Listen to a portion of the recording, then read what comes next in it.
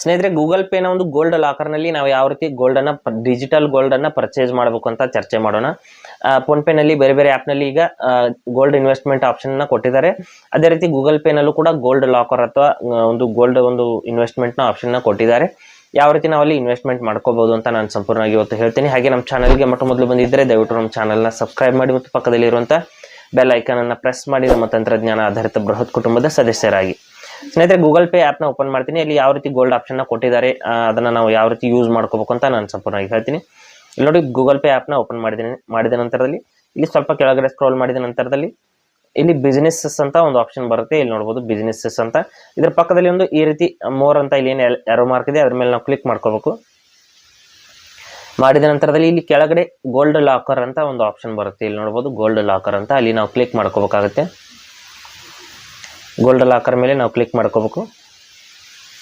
ಮಾಡಿದ ನಂತರದಲ್ಲಿ ಇಲ್ಲಿ ನೋಡ್ಬೋದು, ಇಲ್ಲಿ ಕರೆಂಟ್ ಪ್ರೈಸ್ ನೋಡ್ಬೋದು ಮಿಲಿಗ್ರಾಮ್ನಲ್ಲಿ ತೋರಿಸ್ತಾ ಇದೆ 8.99 rupees per milligram ಅಂತ.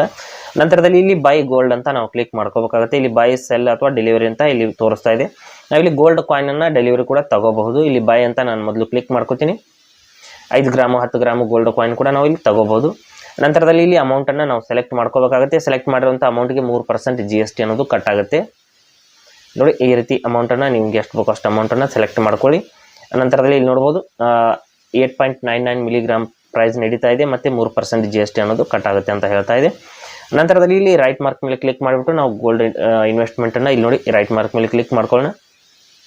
ಮಾಡಿದ ನಂತರದಲ್ಲಿ ನಮ್ಮ ಇಲ್ಲಿ ಮುಂದಿನ ಇಲ್ಲಿ ಪೇಮೆಂಟ್ ಆಪ್ಷನ್ಸ್ ತೋರಿಸ್ತಾ ಇರುತ್ತೆ. ಯಾವ ಬ್ಯಾಂಕ್ ಅಕೌಂಟಿಂದ ನೀವು ಪೇಮೆಂಟನ್ನು ಮಾಡ್ತೀರಂತ ನಾವು ಇಲ್ಲಿ ಪೇಮೆಂಟನ್ನು ನಾವು ಬ್ಯಾಂಕ್ ಅಕೌಂಟನ್ನು ಸೆಲೆಕ್ಟ್ ಮಾಡಿಬಿಟ್ಟು ನಂತರದಲ್ಲಿ ನಮ್ಮ UPI ಪಿನ್ನನ್ನು ಹಾಕಿಬಿಟ್ಟು ನಾವು ಪೇಮೆಂಟನ್ನು ಸಕ್ಸಸ್ಫುಲಿ ನಾವು ಪೇಮೆಂಟ್ ಮಾಡಿದ ನಂತರದಲ್ಲಿ ಇಲ್ಲಿ ನಮ್ಮ ಗೋಲ್ಡ್ ಇನ್ವೆಸ್ಟ್ಮೆಂಟ್ ಅನ್ನೋದು ಸಕ್ಸಸ್ ಆಗುತ್ತೆ.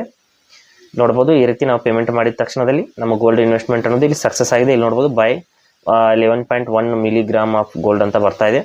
ನಂತರದಲ್ಲಿ ನಾವು ಇದರ ಸ್ಟೇಟಸ್ನ ಚೆಕ್ ಮಾಡಬೇಕು ಅಂದರೆ ಯಾವ ರೀತಿ ನಮ್ಮ ಅಮೌಂಟಲ್ಲಿ ಗ್ರೋ ಆಗ್ತಾ ಇದೆ ಅಂತ ನೋಡಬೇಕು ಅಂದರೆ ಇಲ್ಲಿ ಮತ್ತೆ ಗೋಲ್ಡ್ ಲಾಕರ್ ಮೇಲೆ ಕ್ಲಿಕ್ ಮಾಡ್ಕೋಬೇಕಾಗುತ್ತೆ.